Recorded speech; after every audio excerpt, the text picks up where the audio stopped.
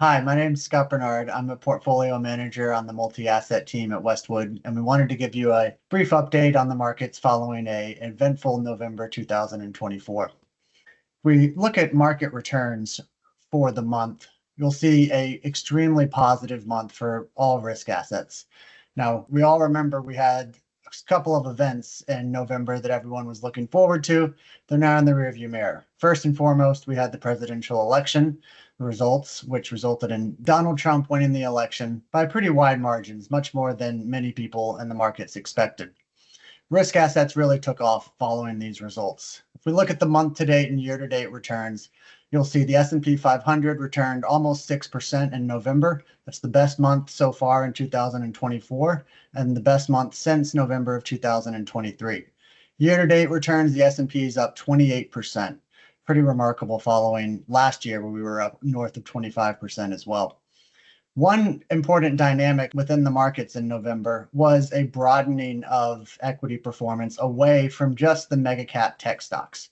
If we look at the S&P 500 equal weighted, which weights each participant by 1/500th, you'll see that that was up 6.4% in November, although still trailing the S&P 500, which is market cap weighted by almost 8% on a year-to-date basis.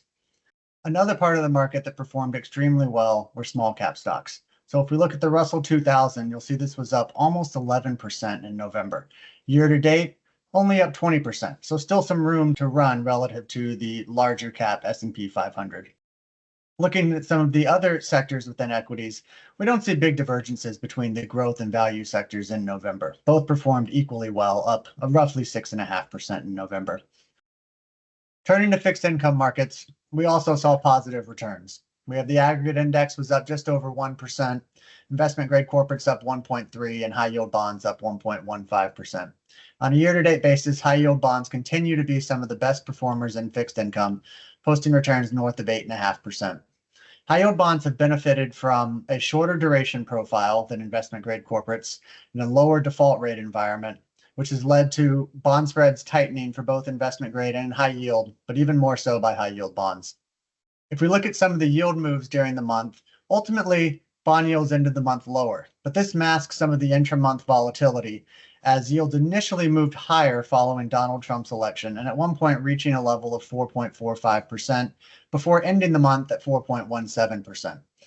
The other catalyst during the month was the Federal Reserve met just 2 days after the election and announced they were reducing the target rate by 25 basis points to 4.5 to 4.75%.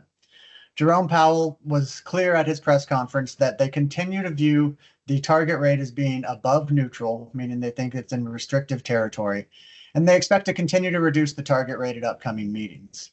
As we look ahead to the next meeting in mid-December, we expect the Fed will likely cut by an additional 25 basis points before beginning to slow the pace of the cuts. We expect they'll still continue to cut throughout 2025, but at a much slower rate. Now looking at some of the performance of the equity markets in more detail, we see a pretty significant divergence between sector performance in November. Two sectors really stick out: consumer discretionary and financials. Now, following the election, there's an anticipation that we will be entering a lighter regulatory environment. This really supports the financial sector, as financials are largely seen as one sector that really will benefit from a lighter regulatory touch. The financial sector itself was up just over 10%, with some of the largest money center banks in the US up as much as 15% and bringing year-to-date gains on some of those banks in the 50 to 60% range. Pretty impressive. Within the consumer discretionary space, we've seen an expectation that the consumer will stand to benefit from the change in the administration. Expectations are that tax breaks could be extended and the consumer will continue spending, powering the US economy. Now, looking at some of the fixed income performance in more detail, we'll see that virtually all sectors performed well. We had financials, industrials, and utilities all posting positive returns, as well as if we break it down by credit rating. Longer duration, as highlighted by the 25 plus year line below, performed the best, up 2.4% in November.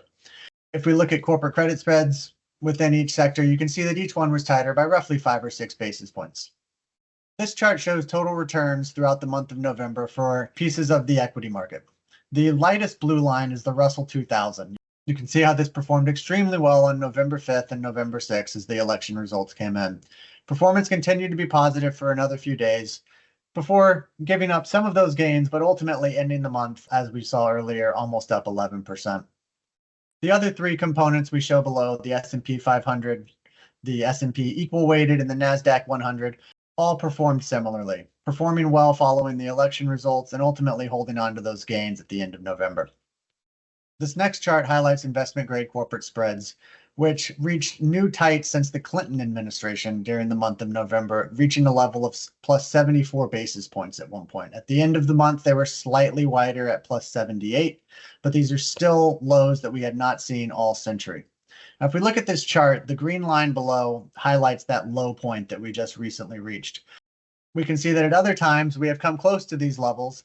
And if we look back in particular to the 2004-2006 time period, it's quite possible that corporate spreads can remain at these low levels for an extended period of time. That said, the risk reward available in the investment grade bond market is much less attractive now than it has been at prior periods. Next, I wanted to spend a couple minutes going over our capital markets outlook. We put this out each month, and it's our way of framing some of the different scenarios that we envision as possibilities within the economy. On the left-hand side, you'll see our operative scenario. This is our base case. We expect the Federal Reserve will continue to cut rates throughout 2025. We think inflation is slowing and ultimately will be nearing the Fed's target. And parts of the economy are slowing with inflation, but other parts, such as small businesses, are sensing a renewed sense of optimism. Some of the risks we see are a bull scenario, the upside risks, perhaps inflation drops even faster than we expect, or downside risks, which is ultimately, we think, could be a scenario where inflation is reignited and ends up higher than we expect, and perhaps the Fed is not able to cut by as much as the market anticipates, or the downside scenario, in which higher and stickier elevated inflation would lead to a higher neutral rate, which could ultimately perhaps lead through to a negative response cycle from equities. Now, turning to asset class outlooks, we remain positive on the equity markets. We think the Fed will continue to ease by cutting rates by an additional 25 basis points in December. We expect corporate earnings will continue to come in at a relatively strong basis.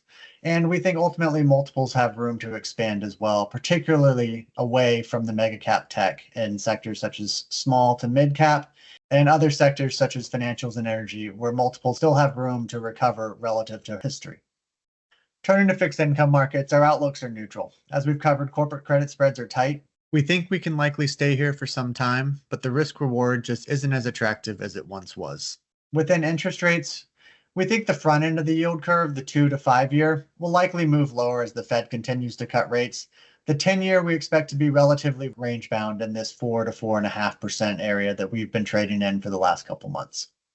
And lastly, just turning to the chart of the month. As we entered November, we had quite a few unknowns, primarily the results of the US presidential election.